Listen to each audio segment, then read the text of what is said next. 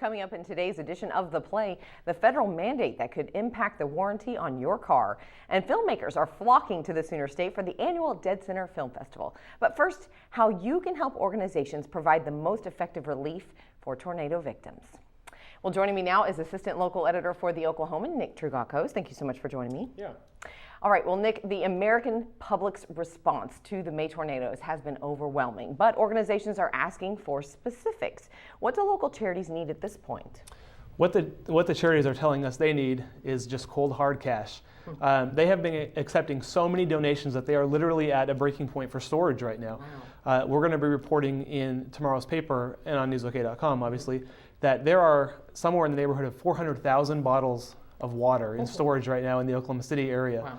And it's really just more stuff than the local charities and responders have space to keep. Wow. So what they're saying is give money instead.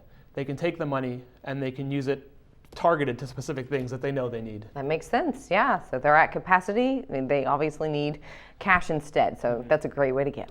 Well, there is a new federal mandate concerning the amount of ethanol in our gasoline. How could this mandate affect consumers? Well, there is a federal law through the EPA that is pushing for more creation of gasoline that has 15% ethanol. People will recognize this as E85 gasoline.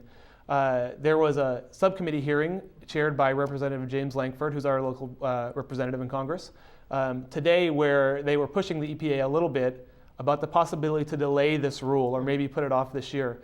The energy industry is not a fan of this. They say that it'll create a bad situation for the economy. And you've got automakers who are not a big fan of it because they say if you use E85 gasoline, it could void the warranty in your car because the engines aren't really made, unless it's a special flex fuel car, to handle that kind of gasoline. Right.